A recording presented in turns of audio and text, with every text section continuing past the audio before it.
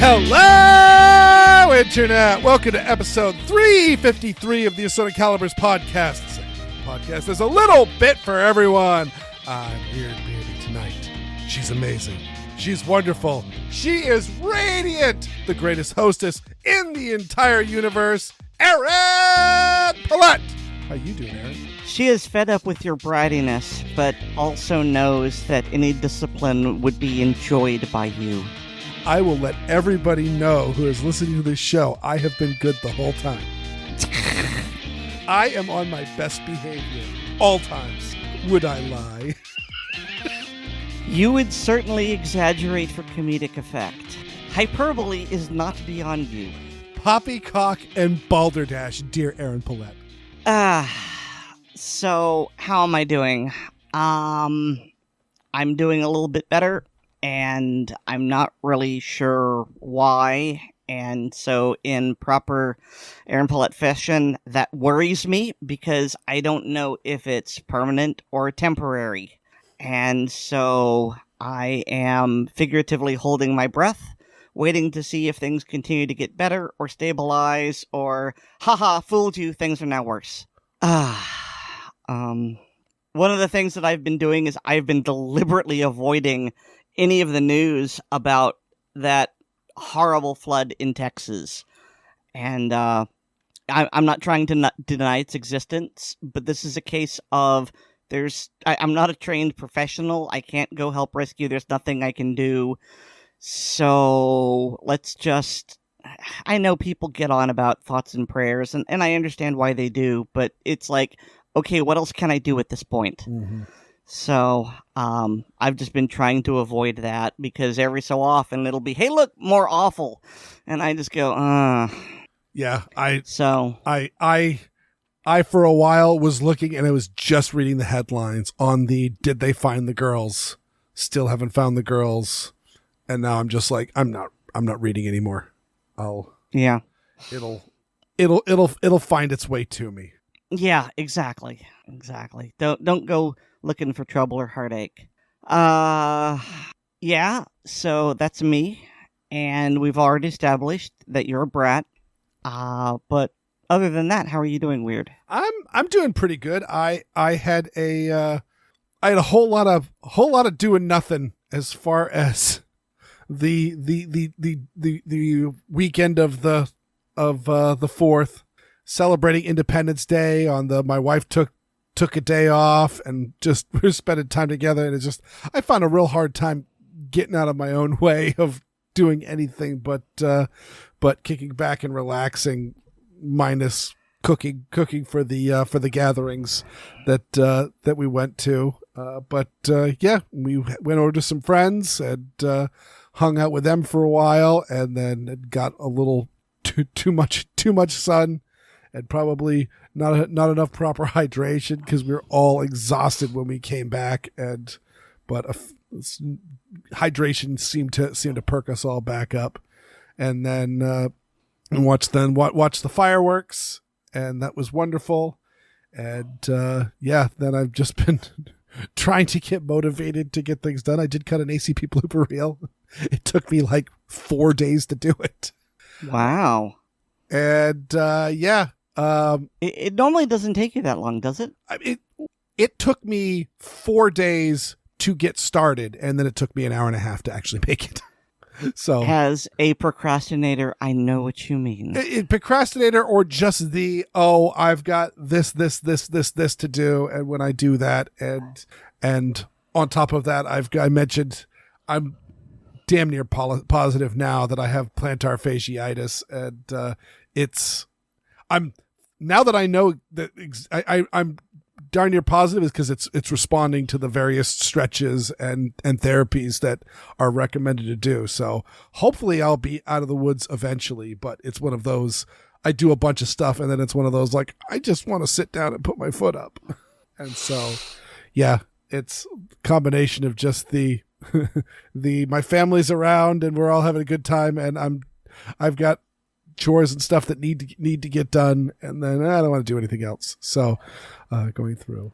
But and on another note, I mentioned in the last show, like last Monday, I was having a rough day. Just like everything just seemed to be going wrong. I was dropping things, I was spilling things, stuff wasn't coming out right. Just it seemed like every step of the way, just one more thing was dropping on my lap, and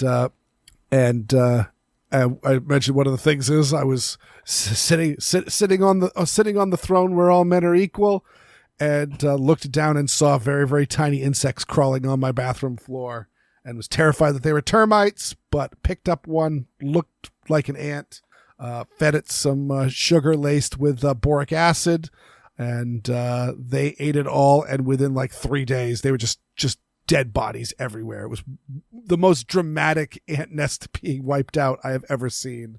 And I've also we had some pharaoh ants, which are small but slightly larger, and they were definitely in like the grease seeking phase, because like there would be like a piece of potato chip on the floor and it'd just be covered with ants.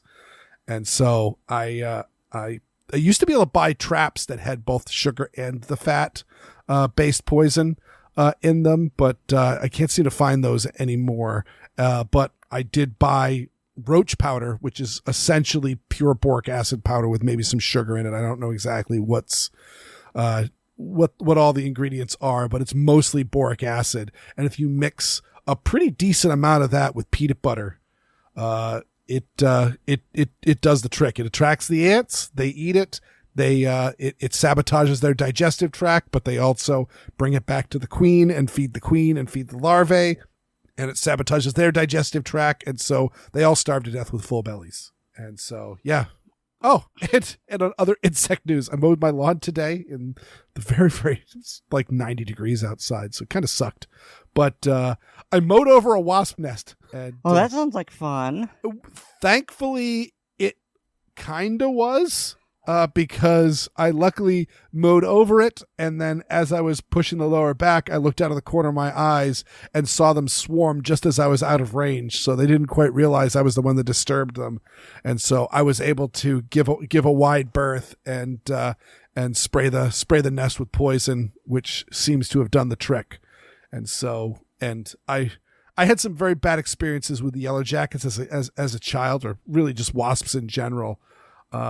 Mostly you get the angry one that just like buzzes in your face and all that and won't leave you alone. And that really traumatized me as a small child, which means that there are a few thrills that I have more than just absolutely murdering them. So that part was kind of awesome. So yeah, that's me. Shall we get to the news? No, I think we should just stop for the night. Okay. Thanks to each and every one of our listeners. I am tired. Well, let's see.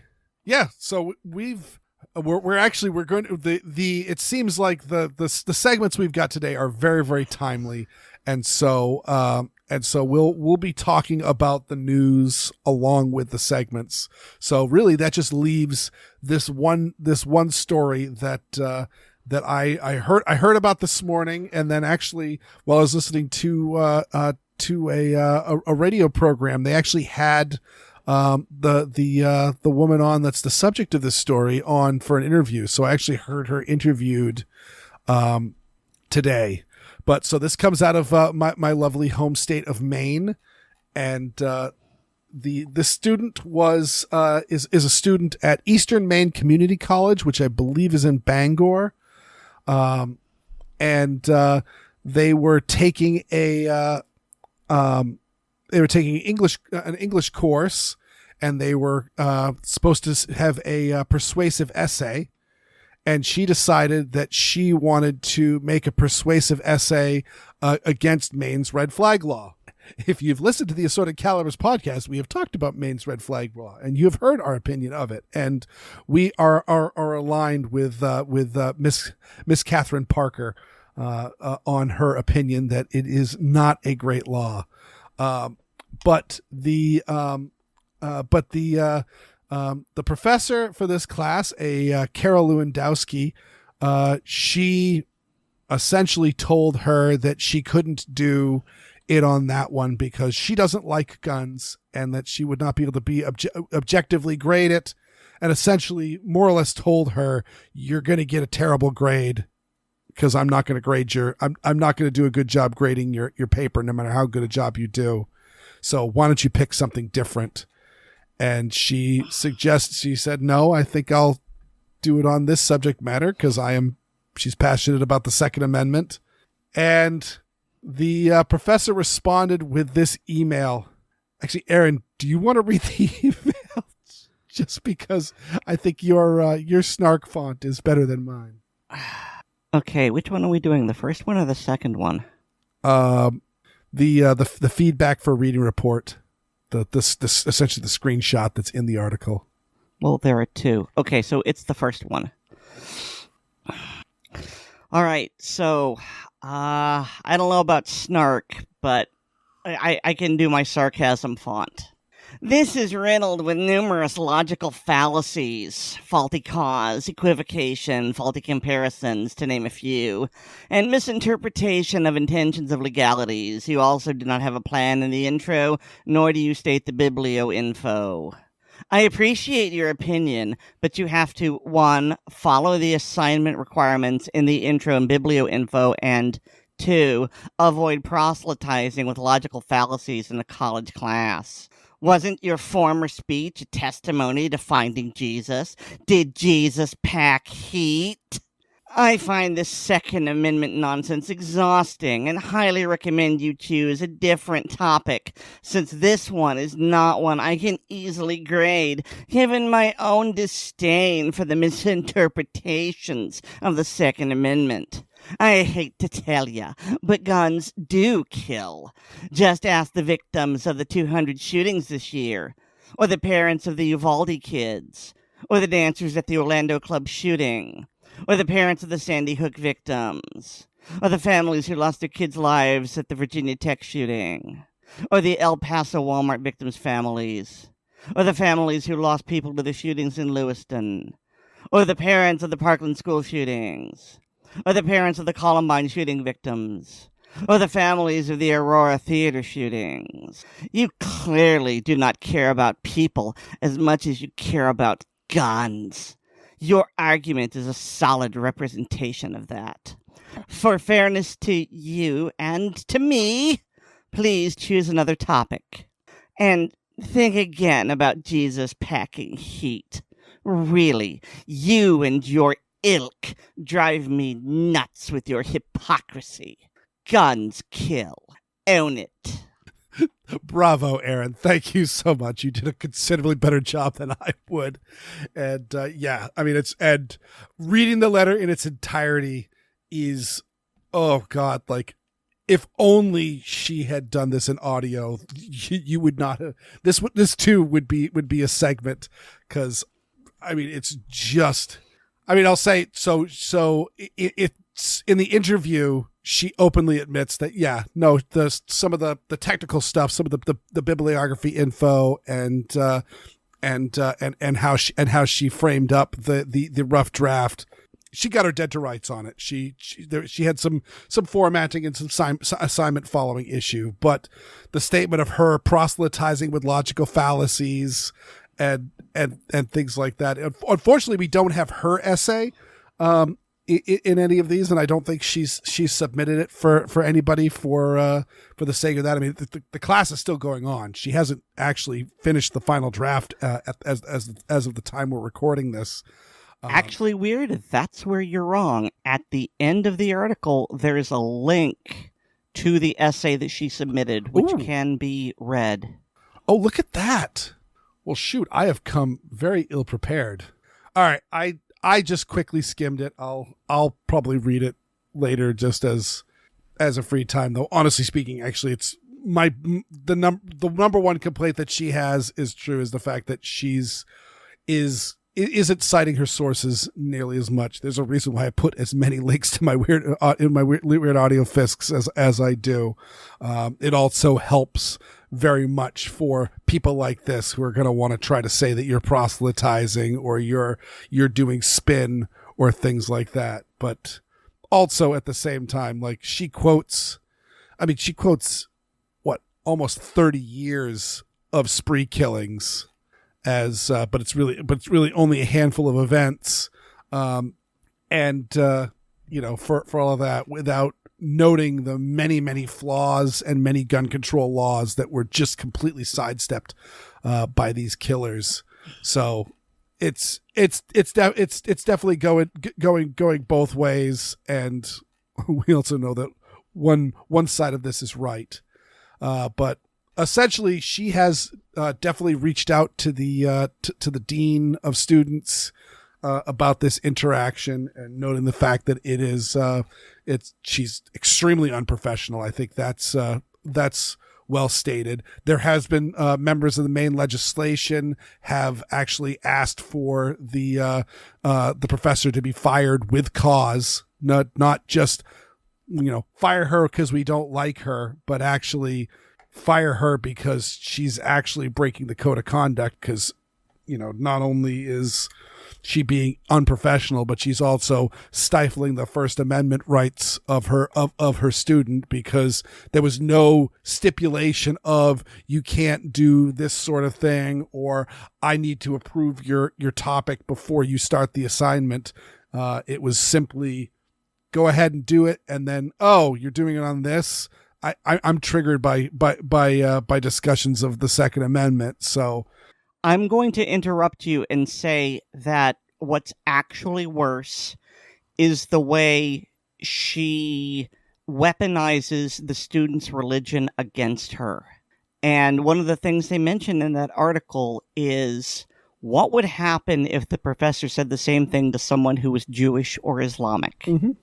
Nope. And obviously that would not fly, so why does this fly?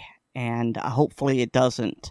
But on that topic, I'll let you wrap up if you want to, Weer'd, but I have thoughts about this. Yep. No, I already had put some links, and I was ready to talk about this, and I think I've talked about this on other matters. But as a secular reader of the Bible, I think that I am not as well suited as you, Aaron Paulette, an identified Christian, to discuss whether Jesus would or would not have packed heat.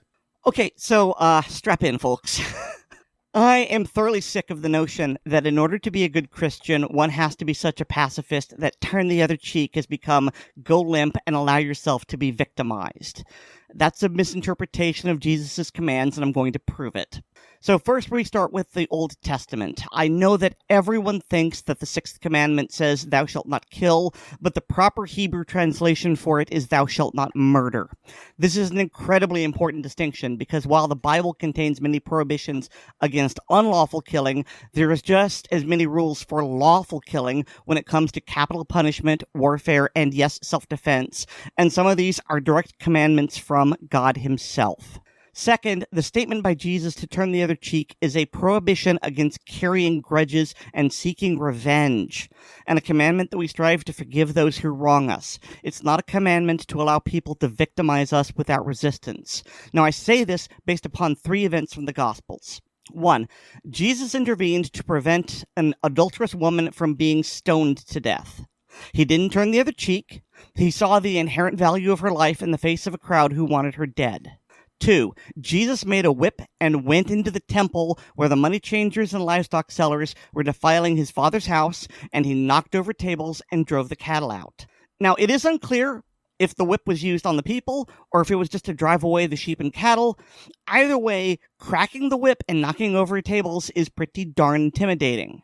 He didn't turn the other cheek. He acted to prevent what he saw as a desecration.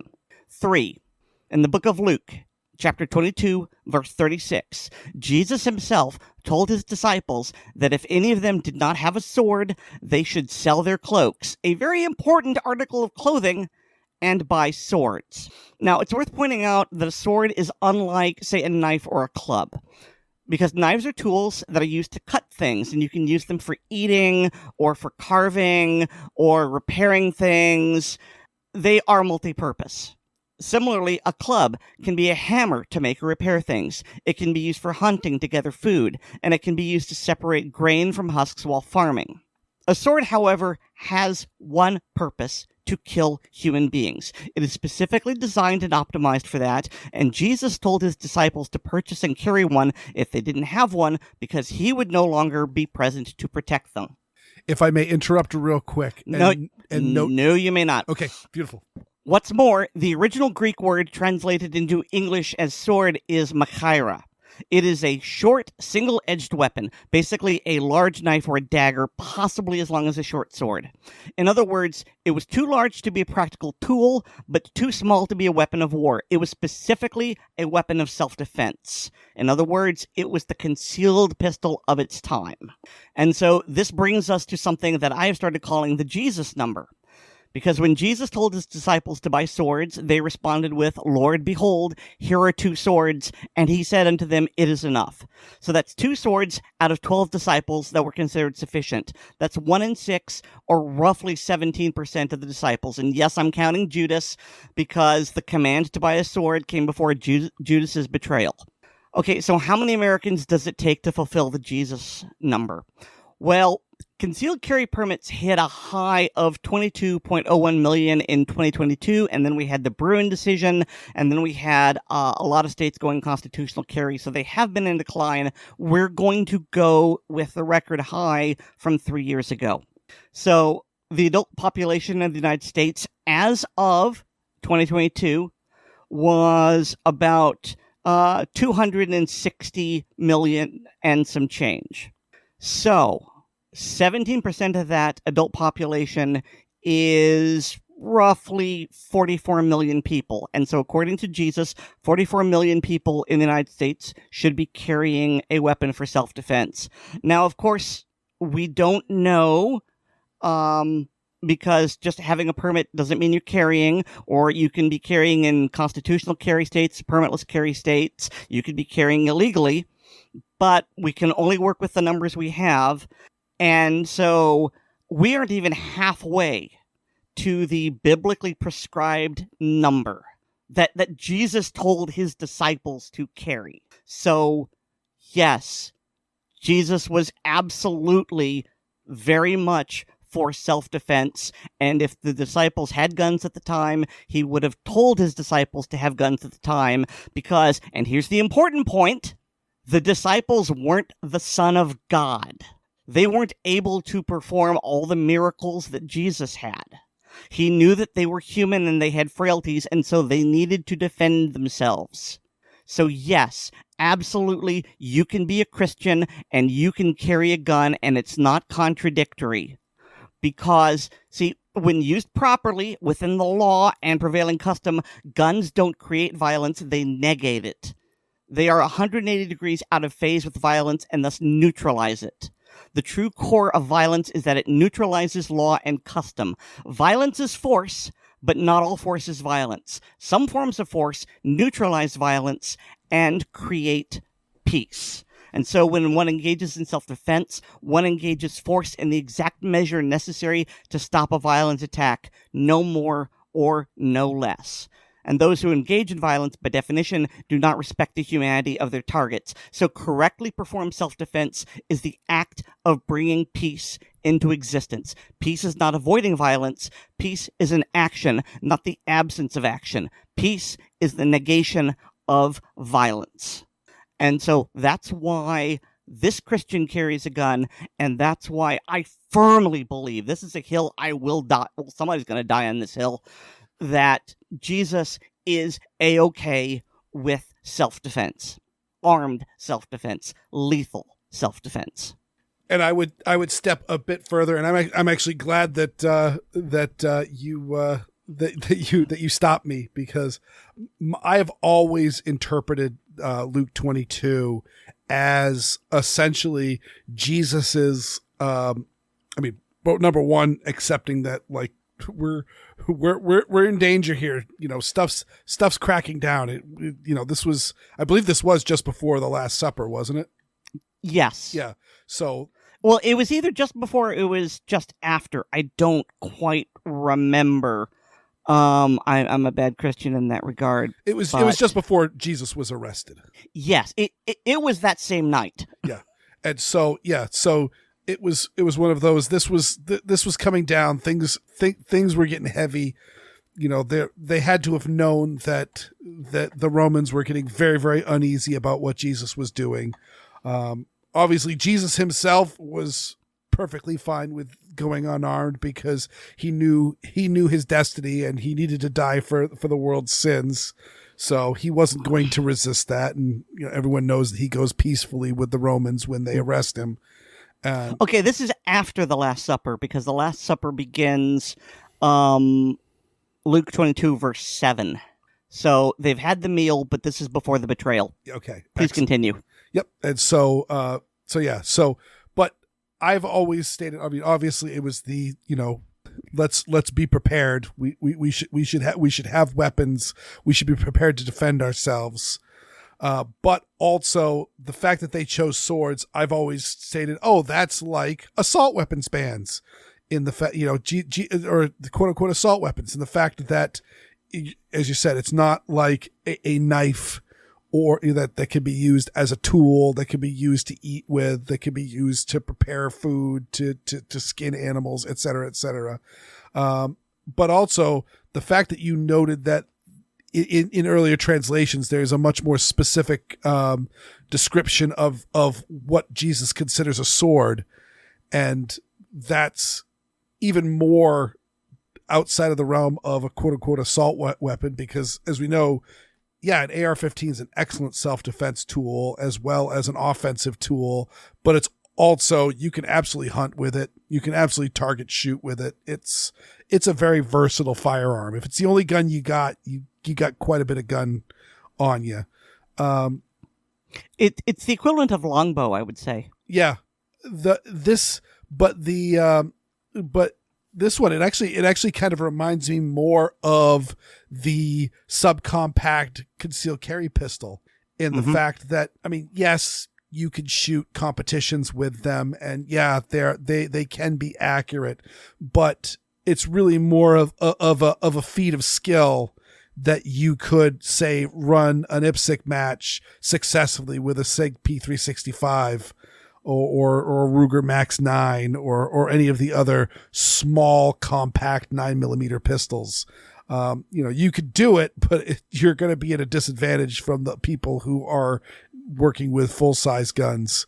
And so I could see it kind of as that. So it also kind of, instead of it necessarily going against assault weapons bans, though it does fit into that nicely as well, it does also seem seems like Jesus would be in favor of the NYSERPA v. Bruin decision. I mean, I certainly think so. Yeah. So this is, I mean, it's obviously from how much disdain she is giving about Christianity. She does not consider herself a Christian, and clearly has some disdain for this woman because she identifies as a Christian. Look, if you're a non-Christian and you don't have any respect for Christianity, don't go quoting the Bible. So that's in fact, Jesus would have packed heat. Well, I don't know if he would have. Oh, that's true. Because as I said, as divinity, the rules are different. But he certainly would not shame people for doing so because he told them to. Yep. No, absolutely. Yeah. He or possibly at a different time in his life. Certainly in on and around his last night of freedom, he would not have packed any heat because he knew what was going to be happening to him, and he knew that was the way it had to be. But I mean, if he's going into the desert to battle Satan, I mean, a gun's probably not going to help you too much, but if one could help, he would have brought one with him. Yeah. I also want to point out that so Jesus was a carpenter because his father was a carpenter. And if you work with wood all day, I'm not saying you're going to get jacked, but you will have muscles that work. So I am pretty confident that Jesus had a fair bit of beef on him. Oh. And if he wanted to hit you, you would feel it. As someone who's worked in the commercial fisheries industry and has frequently seen from the various gill netters out there, there's a common bumper sticker: Jesus was a gill netter, because that was certainly the any of the stories of Jesus fishing. More than likely, gill net was the style of fishing that he would have used. I mean, maybe purse seining, but you start working around fishermen and you know that anybody that's hauling on lines on the regular is going to be in very, very good shape. They may not necessarily look like bodybuilders, but all the muscles they have are very functional. Yeah. And so, Jesus's, chosen inheritor, St. Peter, he was a fisherman. So this is a very blue collar crew we're talking about here. Mm-hmm. All right, so I've gotten all that out of my system. I think we've talked it to death. All right, well let's get into the segments and the news. So with the passage of the big beautiful bill, there are lots of changes within the NFA, and so this segment is titled "What's Up, Bock?"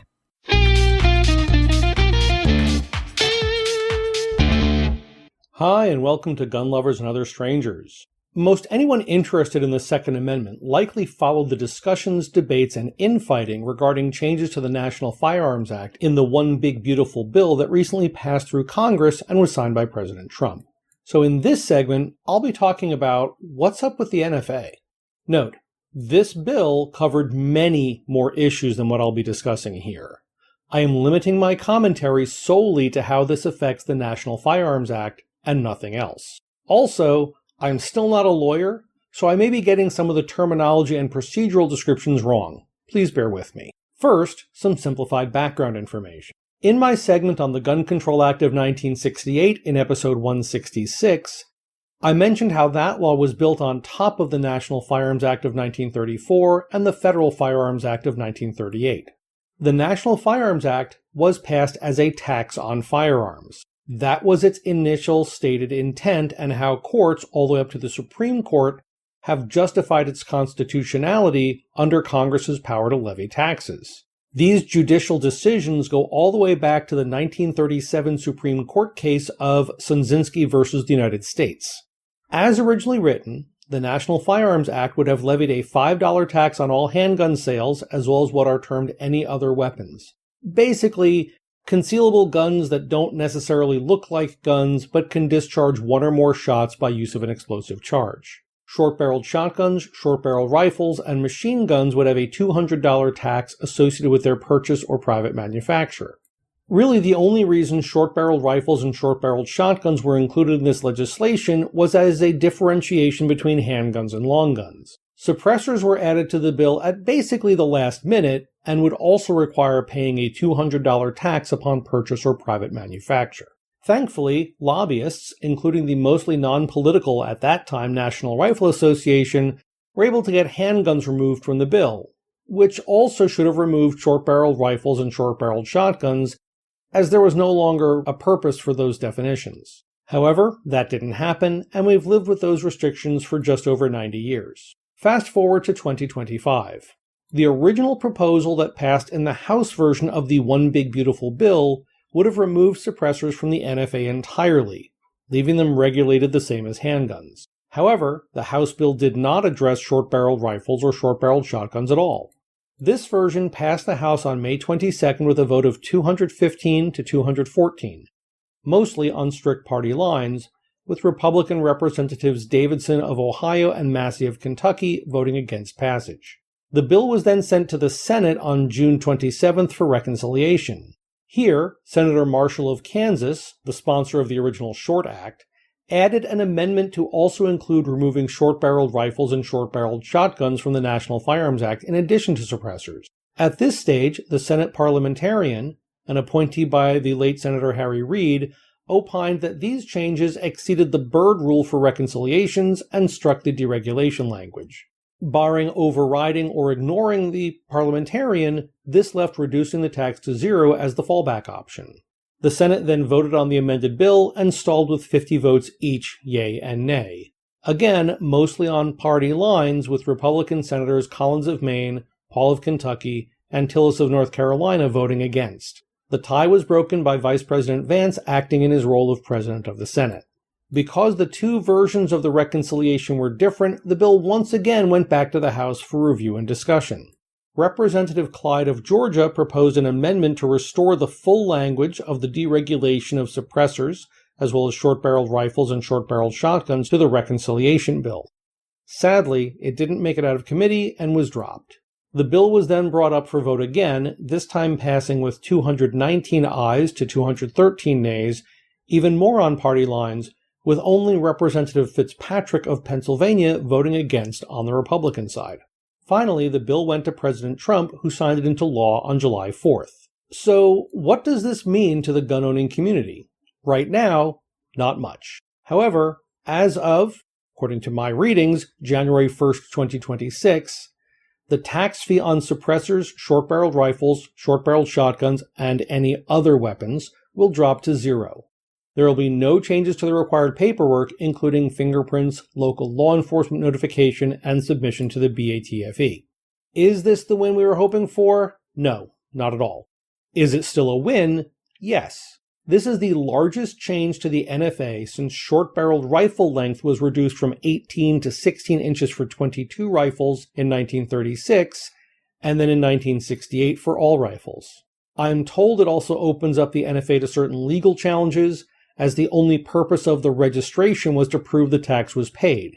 With no tax, this list becomes an illegal database of firearm owners. So what's the next step? Well, there are several avenues. Gun Owners of America, in conjunction with several other companies and organizations, initiated their One Big Beautiful lawsuit the day this bill was signed with the intent to gut the NFA. William Kirk of Washington Gun Law and Colion Noir both have videos out examining the merits of this lawsuit. This legal battle is going to be long and expensive, so any donations to the GOA would be appreciated. If possible, try to attend the GOA Goals Expo August 9th and 10th in Knoxville, Tennessee. Oddball and I will be there all weekend. On the malicious compliance side of things, CtrlPew put together a list of 9 steps to mess with the BATFE now that the tax stamp will be dropped to zero. As far as I'm concerned, this is overall a net positive. However, it's just the latest step in a very long fight. As for me, come January, I'm going to be getting another suppressor and registering at least 2 SBRs. Stay safe and stay legal. This is a nonsense law that is left over from an attempt at legislation that didn't actually happen. That about wraps up this segment. If you have any questions for me or suggestions for future segments or a comment on a past segment, please post them on the Assorted Calibers Podcast Facebook or MeWe pages, and Aaron or Weer'd will make sure I see them. I'm also a contributor on the Blue Collar Prepping blog, which can be found at bluecollarprepping.blogspot.com. Finally, I'm a published author, and books with my stories can be found on Amazon under the names Brena Bock and David Bock. That's all for now. Thanks for listening. I'm David, and this is Gun Lovers and Other Strangers.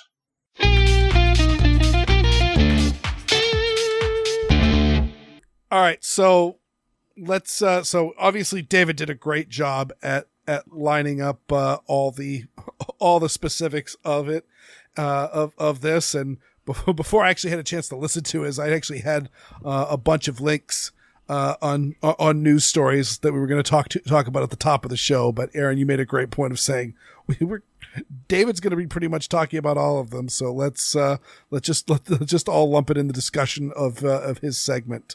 And I'll also just say the news story that he didn't cover as much as we did, but he mentioned the fact that because the NFA really only exists as is not a violation of the Second Amendment is because it's a record of tax receipts, not a record of firearms. And just because of the tax on a firearm, there needs to be a full registry, and that's been their that's been their excuse ever since it was first challenged. And now that the tax is being moved down to zero, it's going to be a registry that you pay the tax, but there is no tax. So it's really just a registry. And so because of that, gun owners of America have filed a lawsuit that states that now the NFA is clearly in violation of the Second Amendment. So they're calling it the Big Beautiful lawsuit. They are calling it the one big beautiful lawsuit. And so I normally get down on people for clever names. I can't argue with that one. And so I saw some people on Twitter when they first announced this, getting mad at them because they were calling the Big Beautiful Bill a success for the Second Amendment, but they were also filing a lawsuit and trying to call them shills for all of that. And that's actually the one thing that's been frustrating me in the aftermath of this, is that as gun owners, we seem to be completely illiterate on the fact that something can be both a victory and not enough. So often the perfect is the enemy of the good, and no one seems to understand that just an incremental movement of the Overton window in our direction is a victory that should be celebrated. Yeah, and actually, I think if not this, but it was right around that. I ended up scrolling across David Hogg's feed on my Twitter, and David Hogg was pointing out the fact that evidently in several major cities, I can't remember, it was the gun violence and the murder rate. He obviously didn't share his data, and I didn't go to chase it down. But is saying that that gun violence is down in several major cities. And he was blaming he was stating that giving credit to the Bipartisan Safer Communities Act. And what's actually really hilarious about that is I joke on hey, tell me what that bill does, because it really does so little that most gun owners don't even really pay attention to it that much and haven't really committed it to memory, because it's really more trivia. But there are a few things in that bill that are nasty, and it would be really great if that thing got repealed. But one of the things we were talking about it is, for various things on, firearms sales, or I'm trying to remember if that one had a bit on homemade firearms, if it would have information that would clarify what an 80% lower is, and clarify how much business do you need to do before you're engaging in the business, and how much can just be hobbyist. And of course, the big thing that they did was they deferred everything to the ATF. We're not going to put anything in writing. The ATF is going to interpret it through Chevron deference. But the good thing about it is that Trump's ATF has actually done a great job at just rolling back all of that stuff that essentially the Bipartisan Safe Communities Act really is doing absolutely nothing now. That can change because, again, it's still the law, but right now the ATF is at least acting ambivalent towards us. I'm not going to say friendly. But you've got all of these anti-gun groups that are still waving the flag and saying, hurrah, we passed gun control legislation. And we really need to take a page out of that book. I mean, let's be a little bit more realist, because they look like idiots toting a law that's actually not functional. But the fact of the matter is, we did get the tax reduced from $200 to $0. It means that people like David and Oddball, who have 3D printers, can submit some paperwork and as soon as and pay $0, and when they get the paperwork back, they can 3D print a suppressor. And if it ends up falling apart after 200 rounds and they need to throw it in the trash, they can mark it destroyed. And then they can mark it destroyed and destroy it. Maybe a little bit better than just throwing it in the trash, but throw it in a fire, melt it, burn it. But and then they can go and submit a form and make another one. And like, that's really, really cool. And you can just put stocks on your braced pistols, and it'd be great if it didn't have all the other stuff, but hopefully we'll be moving the needle in the future with that. Or I'm not going to hold my breath that Go is going to be successful and get this and get the NFA repealed on Second Amendment grounds. But it's a really strong case, though. It is a very strong case. It's a very, very strong case, and it would be, and it's also another big thing is it's a case against the government. Really, what we're doing is we're going to see putting out a lot of feelers for, all right, President Trump, you got your bill, and you've said that you're a friend of gun owners. All you need to do is tell the DOJ to leave it alone. Let the courts rule that the NFA is unconstitutional. Have the DOJ say, all right, cool, I guess it's unconstitutional. The NFA is repealed. We don't need to appeal it and appeal it and appeal it and appeal it and appeal it until it gets to the Supreme Court, and we'll have our ups and downs. Just let it die. That's one thing that can be easily done. Another thing to see is, so right now the wait times for filling out forms on registering NFA items, the wait time is like really fast. Like, I've heard people like getting it in days instead of what used to be months. And that's in part because Joe Biden hired a whole ton of ATF agents because the pistol brace rule was going to make all braced pistols essentially short-barreled rifles, and he was offering a kind of an amnesty, a free tax stamp for everyone who wanted to register a braced pistol, and as long as you did it in a super-duper shady way that was openly admitting to having a felony before you got the paperwork.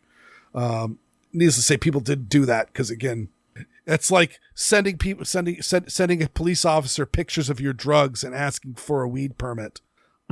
Like, here's this crime I'm committing. Can you tell me it's okay? Didn't that actually happen once, where the police department went kind of fishing, like on tax day or whatever, and they said, you get a weed permit or a drug permit, and they captured some people that way? I do know that they've pointed out, like, oh, there's a big problem with fentanyl getting mixed in with various drugs. If you bring your drugs into the police department, we'll test them for free. And maybe that's what I'm thinking of. Yeah. And some people absolutely brought their drugs in. And there's also been, like, for great, like, public interest stories, is people calling up the police and saying that, oh, I bought an ounce of drugs from this person, and it's 3/4 of an ounce. They cheated me. Cool. Bring it in. We'll weigh it. But yeah, so right now the wait times are very, very short because essentially the ATF is overstaffed on NFA processing. This should drive demand way up because people are going to go and put shoulder stocks on their braced pistols that they never wanted to strap to their forearm in the first place, and are going to want to buy and make suppressors, and are going to do that. And there's even people talking about, like, registering tin cans and things like that. Heck, actually, if you wanted to finally test out if a soda bottle filled with newspaper actually suppresses a gunshot, you could register a soda bottle and shoot it up, and it would cost you $0, just time. Let's see if these wait times stay nice and low, because if we end up getting higher demand, will President Trump ask the ATF to hire more agents to keep up with demand? Another big thing is, are we going to see the Hearing Protection Act and the Short Act get reintroduced as separate bills, since they were put into this bill, but then they were stripped out by the parliamentarian. I'm not saying this is all great news. I'm certainly saying that we need to take a little bit of a victory lap. We earned it, but I will say that there's a lot of stuff to look for right now. We're in interesting times to see how the White House and the various openly, quote unquote, pro Second Amendment members of Congress treat this time. I have nothing further to add. You've said it all. All right, continuing on with topical stories, and unfortunately this one is, we mentioned it a bit at the top of the flooding in the at the Guadalupe River in South Texas is really awful, and this spurred Tiny to dig out a segment he's been working on about keeping your car ready for an emergency.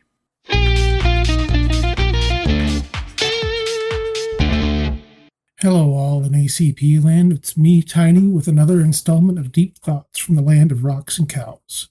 It's been a little while since I've had a segment for y'all. I've had a few life changes in that I've made the move from working on the production floor for the last 15 years to customer service.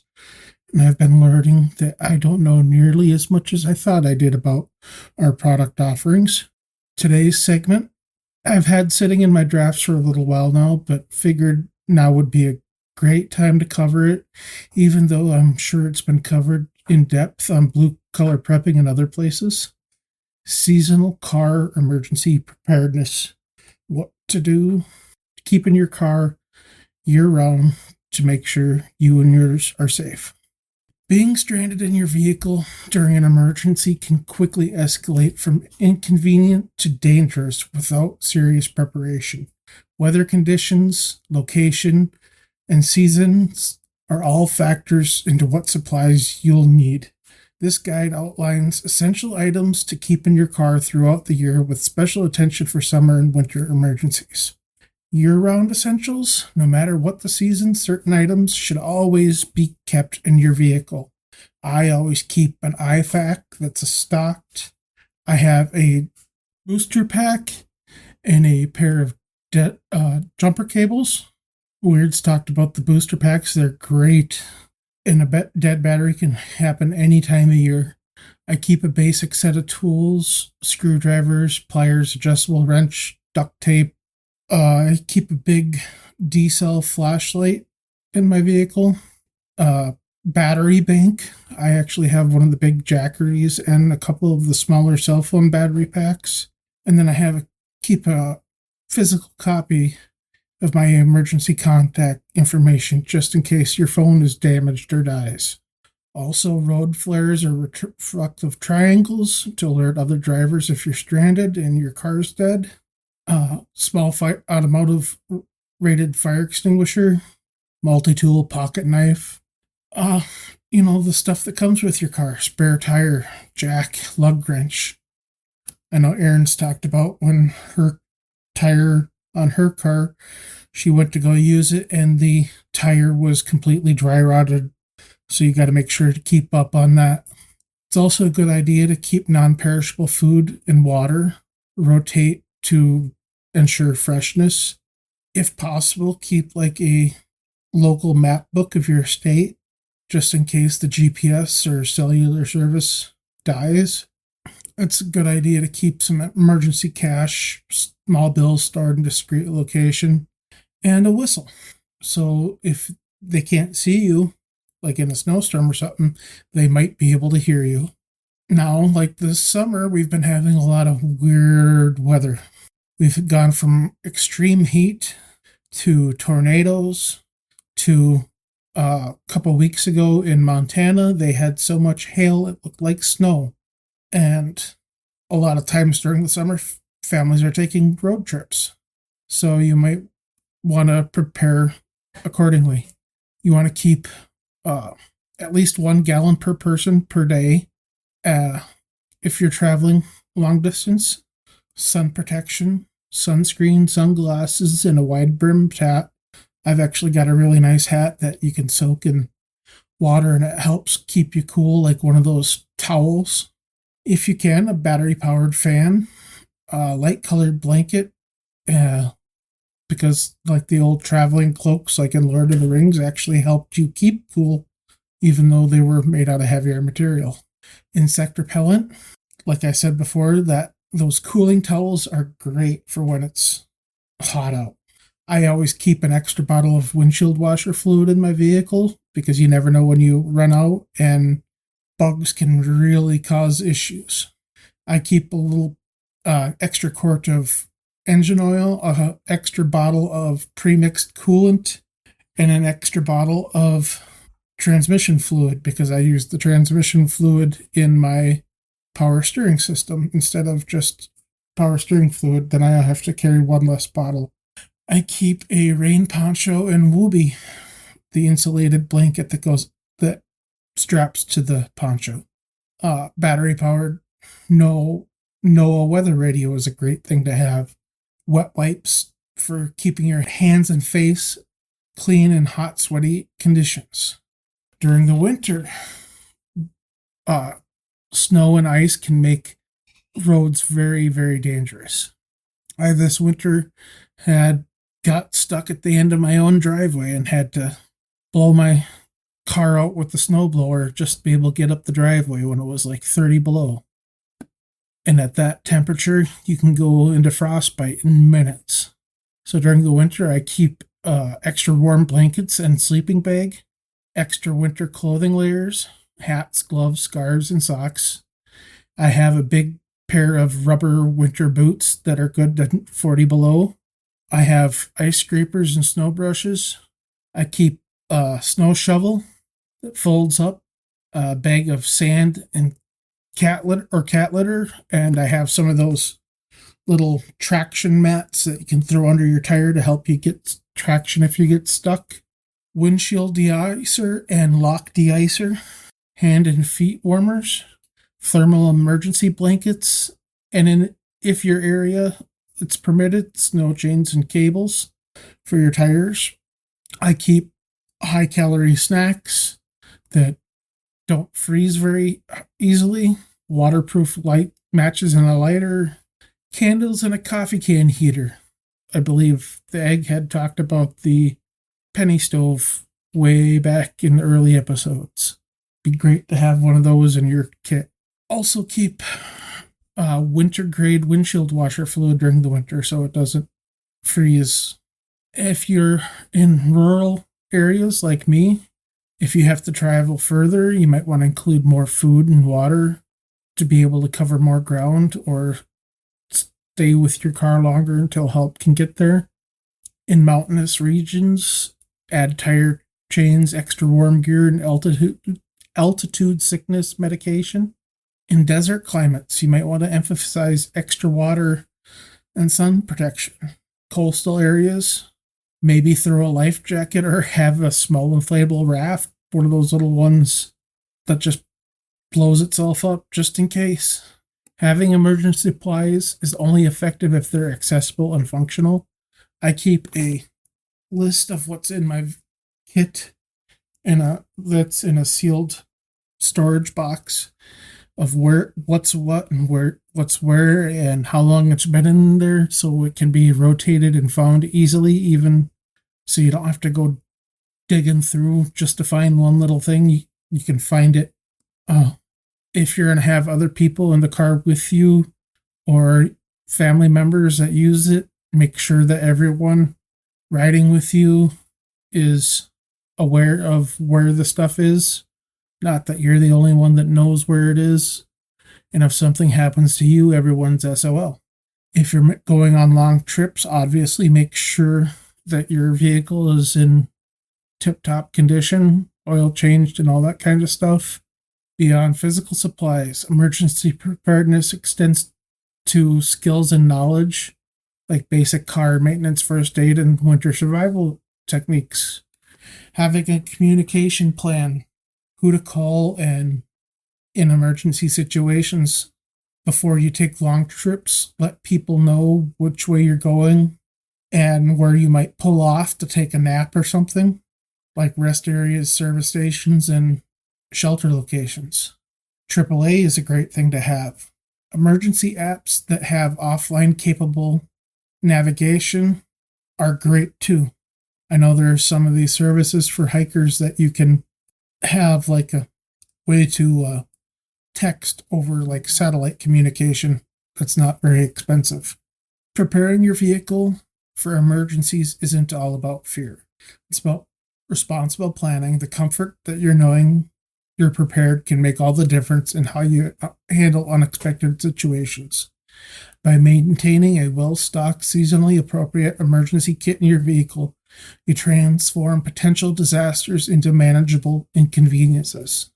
Remember that your emergency supplies should evolve with your needs, your vehicle, and your typical driving patterns. Take time each season to reassess your kit, replace used or expired items, adjust for the upcoming weather challenges. The small investment in preparation can literally save your life when circumstances turn against you in the blink of an eye. Thank you all for listening, and if you have any questions or suggestions, you can post them in the Facebook group or send them to Aaron or Weer'd, and they can get them to me. Remember to be good to one another and try to help your fellow human being, regardless of race, creed, or orientation. We're all in this together.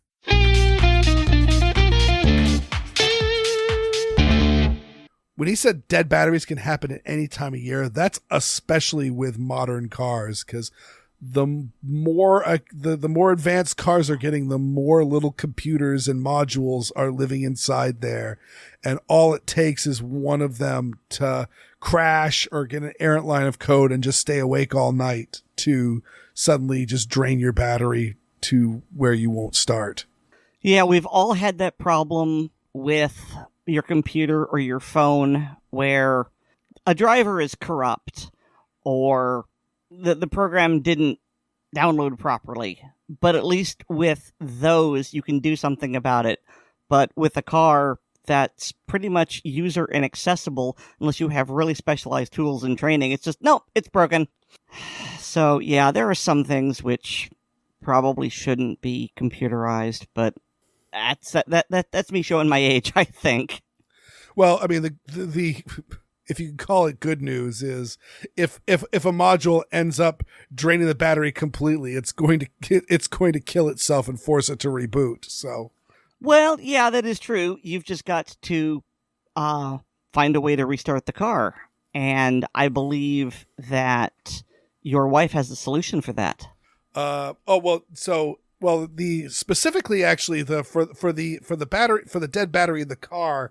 Actually, I don't know if I believe Jackery does make that, but my the jump pack that Tiny was mentioning, I have is a NOCO, and that one, like my neighbor lent me hers when my car battery was flat dead, because a module stayed on all night long, and she had it sitting in the back of her car in the hot sun for God knows how long. Who knows how long she had it had been since she last charged it or tested it.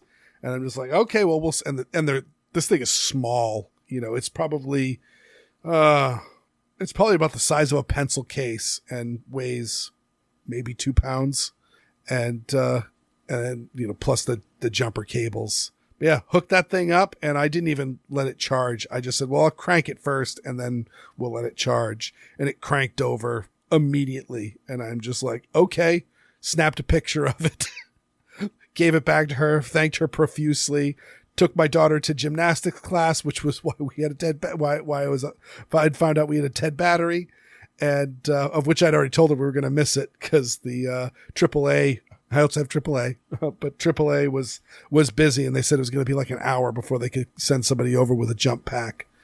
And so, yeah, it saved the day, and I ordered that on Amazon while I was watching my daughter do gymnastics. But yeah, you were mentioning Jack. I mentioned my wife in the show notes here, mentioning that they've got we've got a Jackery It's, one of I call it the lunchbox. It kind of looks like a little lunchbox, and that thing is awesome. It's just got plugs and USB ports and all that. I don't know if you can hook jumper cables up to it or not, but when we go to camp, we charge it up, and my wife still does do some work from camp. So she's got her phone as a hotspot, and she's using her laptop, which the battery essentially doesn't work on it anymore. So she just plugs it in and all that. And this thing will run her phone and the laptop to connect with work. And meanwhile, we're all plugging our phones and various things in. Like, it's awesome.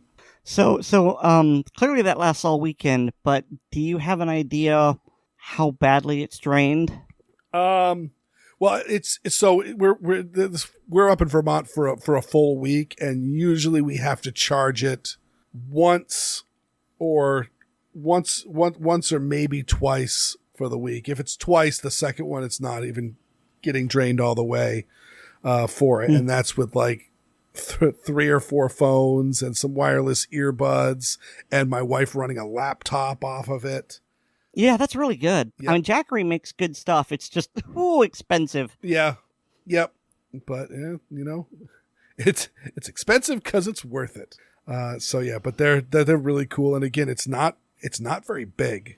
It's got a little bit of weight to it because batteries are heavy, but not outlandish. And it's something that's very easily could be tucked in a car.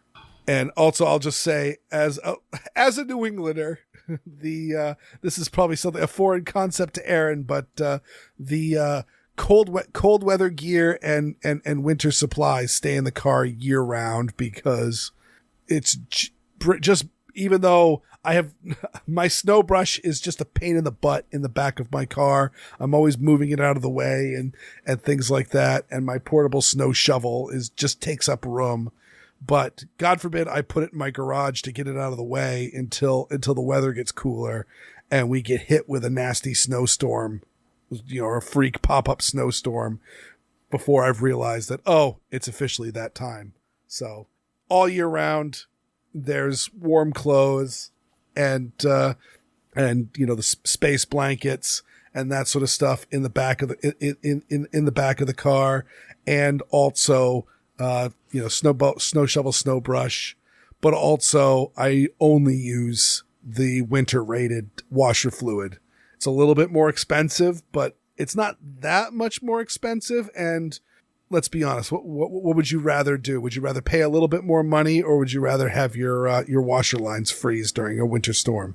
And one last thing I wanted to mention is, because it's something that's really people have gotten away from. Cash. Always carry cash with you. There was that I don't know if anybody remembers, because some of you may be too young to remember. There was in 2003, there was a massive blackout. I think it went all through, it started in Canada. I think it went through a lot of Ohio and ended in New York City. And I remember seeing the news of thousands of people walking across the Brooklyn Bridge to get home from work, because everything was out. And normally they would take a cab home, but the card readers were down, and so they couldn't pay with their credit cards. And you can't pay with credit cards, then the cab driver's not going to take you unless you have cash. Always have cash with you. And but yeah, the people talk about, when things go sideways, it's not going to be cash, it's going to be barter. Carry cases of 22 long rifle or canned goods or things like that, but for small events like snowstorms or power outages or things like that, cash is still going to be good. It's just a question of, credit is still going to be good. Just can you access your credit so that you could, if the cell phone towers are down, how are you going to go to PayPal or Venmo to transfer transfer the money that you're trying to give to somebody for an item? So carry cash, always carry cash. Also, Aaron, in Florida, you don't have the snow, but I guess, do you get flooding much in Florida? I mean, I don't, because we don't live on a floodplain and we are very far away from the ocean. That's actually a hole in my knowledge. I can tell you that we do have flood insurance, and I believe everyone in Florida does. I don't know how much of that is for the hurricane. What I can tell you is that when we get into tropical storm season, okay, I think I may have mentioned this in an earlier episode, but there is something in our yards known as a swale. Have I told you what that is? Yeah. You mentioned that because you had your water main break a few months ago. Yeah. Oh, okay. But I live in an area where we don't really have storm drains, and so we've just got a culvert pipe under our driveway to allow water flow from the high point to the low point. And so we've got these basically gutters just, dug into the dirt that flow and that connect the culverts, and that's known as a swale.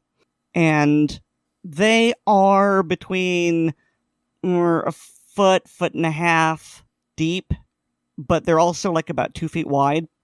And fun fact, when I was out walking a couple of weeks back after a significant amount of rain, I actually saw a baby alligator swimming in one of the swales.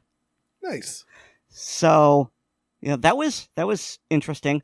But yeah, the point that I'm making here is that when it rains in Florida during the rainy season, we will have the water, it's not able to pour through the swales fast enough, and it will actually crest up and start spilling over into the street. So, yeah, we get a lot of rain.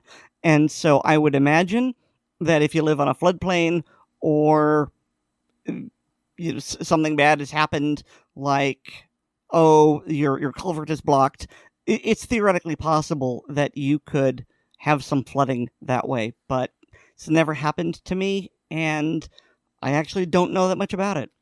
Yeah, I was just thinking about, Tiny mentioned the idea of possibly having an inflatable raft as part of your kit, and I was just having a hard time trying to figure out when that would actually be would actually be useful, because if you're getting caught in a flash flood like in Texas, yes, having an inflated raft is probably better off than getting swept away with nothing at all. And we actually there was a story about a young girl from the summer camp that got flooded, and many girls and several staff members are missing and or found dead. But this one girl ended up surviving. She clung to a mattress and essentially used that as a raft and used it to survive the flood waters, and she's okay. But when to deploy and how to deploy the raft, because even if it's a self-inflating one, it's still going to take a little while for it to inflate. And if there's high winds or anything like that, that's going to be some issues. My concern with one of these is that we've got a lot of debris in the water, mm-hmm. and I could just see, okay, you're paddling along, and then your raft scrapes against an underwater branch that's just sharp enough to rip a hole in your raft, mm-hmm. and now you're rapidly capsizing. Yeah, and in potentially alligator-infested waters. Yeah. And one of the other things that I was thinking about is, what if I used to live on Mount Desert Island in Maine, and so there's one bridge, and that one bridge is how you get from the mainland. I mean, there's not much water in between the mainland and the island, but but if that bridge got washed out, you're certainly not getting your car to the mainland. So it's one of those, maybe you have the bridge gets washed out and you're going to paddle a raft. But if the bridge is washed out, you're essentially dealing with what would be whitewater rapids. And so you're probably just safer to seek out high ground until things improve. So yeah, it's an interesting thought, Tiny, about the raft, but I can't see it actually practically working. So what gear would you recommend, Aaron? So Tiny has excellent recommendations. I'm not going to contradict any of them, although I will state from experience that cooling towels don't work if you're in a high humidity area like Florida. I mean, it'll work if you're up north because you've got the very humid towel and then the water will evaporate into the less humid air. And so by the evaporative function, it'll cool you off.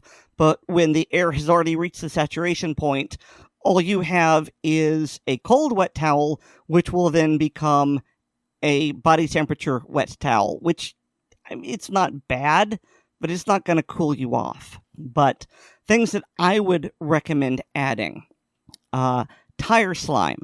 And that is a bottle of a gel-like substance that you put into a flat tire, even a punctured one, and then you pump it back up. And so the air is going to try and rush out the hole, and it'll push the slime out. And I'm not entirely sure how, but the slime will then solidify in the hole and act like a plug. And so it's like a plug kit, only it's a lot faster. And you can get a 16-ounce bottle for like $10 on Amazon. And so I would also recommend that you have an air compressor to reinflate a tire. And I would say get one that runs off your battery. And so I have one, and it works really well for me, and I only paid like $30 for it.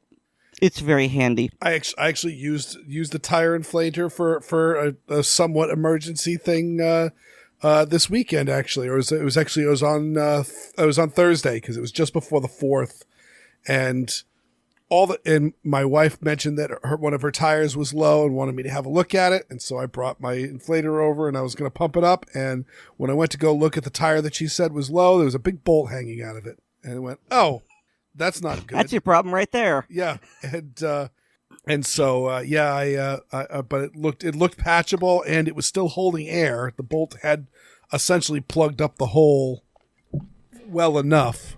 And so I actually used the inflator to inflate it a little bit above factory spec just to give me a little extra time.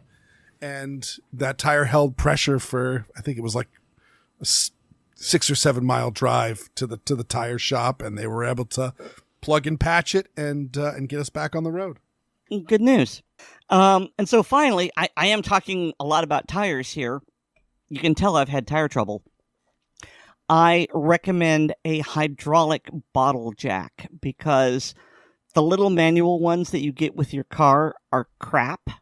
And so you can get one for about $25, $26. And it doesn't fold up all nice and neat. But because it's hydraulic, it takes a lot less power to do, and it's a lot more reliable than some of those little skeleton jacks. A lot safer, too, I'd imagine. Yeah. And so I've got all those in my car. I fortunately haven't had a need to use the jack. But, I mean, eventually I will. It's just the law of probability. So, yeah, I would recommend that you have all of those things in your car. Finally, just as a last minute, Tiny mentioned flares, and I've got a review on Blue Collar Prepping about some battery-powered flasher flares. And the advantage with those is that it's not something that's burning, and that could, cause injury or set things on fire. And you can program them to flash in various ways to really catch attention. And so that's an option if you don't want to mess with something combusting. It's combusting metal too, which is kind of scary. Actually, it was one of those when my buddy's it was a friend of mine when he passed away. His daughter was cleaning out his effects and found a road kit in there with an absolutely ancient road flare. And then she's like, "What do we do with it?" And I went, "Well, you have a fire pit out back. Let's just burn it up and throw it away." And so, yeah, we lit off the flare. It had been a while. I'd learned how to use flares when I was a fisheries observer, and all that. But yeah, they get like really, really hot, and like this was one of those ones that's dripping like the liquid slag. I'm not really sure what that stuff is, but if it drips on anything, it's gonna burn through it. So yeah, the flares can be very dangerous, especially if you get into an accident and you might have leaking fuel or other combustible fluids. Yeah, you don't want to be lighting 1,000-degree fire. Yeah, because if that hits a gasoline spill, you're going to have a bad time. Yeah, and also a reusable flasher flare. It's reusable. You could probably either recharge it or change the batteries. Mm-hmm. Just make sure at least every 6 months you top it off. So actually what I do is I use the time change because I don't know if it's definitely firefighters, but I don't know if there's a fire council or whatever. But they say, okay, every 6 months when you time change, check or change the batteries on your fire smoke detector. And I just use that as, okay, this is the time when I'm going to go through all of my preps. And I'm going to check them for wear and tear and replace things as necessary. And I definitely recharge all the batteries. And so that's how I remember to keep things charged. Well, that is awesome. And Aaron, do you know who else is awesome? Well, I am, of course. Aaron Paulette is awesome. We'd like to thank each and every Aaron Paulette. And you do every week. But also awesome are our listeners. Our listeners. Yes, we got to thank each and every one of our listeners, which is not Aaron Paulette because she doesn't listen to this show unless you count the fact that she's here. I lived through this crap. I don't need to listen to it again. I mean, it's true. I don't listen to Handgun Radio either. Yeah, I'm on it. But we've also got to give a very special thanks to all our supporters on Patreon. You guys help keep the lights on. This stuff isn't for free, and so we really appreciate it. We appreciate it so much. To be a Patreon patron, go to patreon.com/Assorted Calibers Podcast to sign up. And I like to point out, it's not a tip jar. It's not we're not begging. We're not passing the hat. It's not a donation. We're selling stuff. We've got early release of the podcast. We have the ACP blooper reels, the ACP film tracks, and the ACP Magdom. Also, please remember to rate us on Apple Podcasts and Pocket Casts, subscribe to us on the platform of your choice, and share the show with your friends, both online and off. I've got a blog. It's called Weer'dWorld.com. That's WeerdWorld.com. And hear me weekly on Handgun Radio on the Firearms Radio Network. And you can get more from me at Linktree/Aaron Paulette. That's linktree.ee/Aaron Paulette, all one word. And thanks to Nate Spencer for our music. So Weer'd's a brat, and I've been told I have strong mom energy. Our, let's go with roles are assorted, and so's our podcast. Good night, everyone. If you had a dirty thought there, that's all on you.